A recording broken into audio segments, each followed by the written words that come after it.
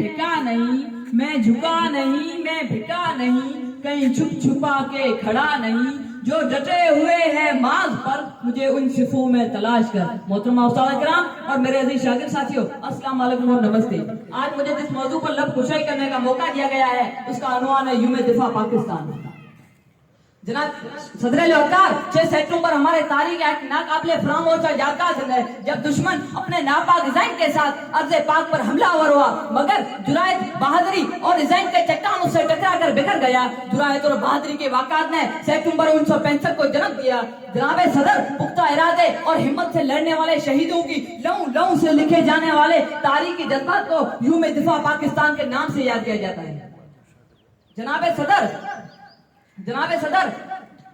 میں نے غریبوں جناب وقار چشمے فلک نے وہ دن بھی دیکھا، چشمے فلک نے وہ دن بھی دیکھا جب میرے پڑوسی دشمن ٹینکوں اور توپوں کے ساتھ میرے ملک کے سرحدوں پر چڑھائی کر دوڑا۔ میرے ملک کے دشمنوں کا خیال تھا کہ وہ فوج پاکستان کو ہاتھ سے نیند میں دبوچ لے گا، مگر اسے یہ خبر نہ تھی کہ میرے ملت کے رکھوالے سجدے میں گر کے شہادت کی دعائیں مانگتے ہیں اور پاکستانی مائیں ایسے بیٹوں پر فخر کرتی ہے۔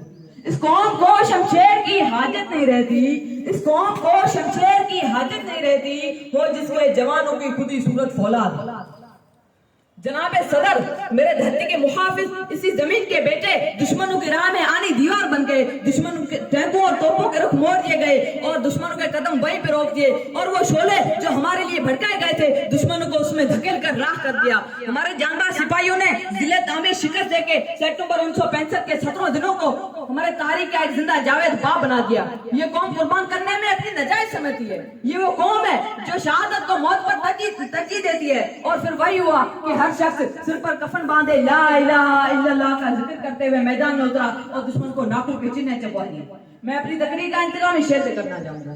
ہے جرم اگر وطن کی مٹی سے محبت، ہے جرم اگر وطن کی مٹی سے محبت، تو یہ جرم سدا میرے حسابوں میں رہے۔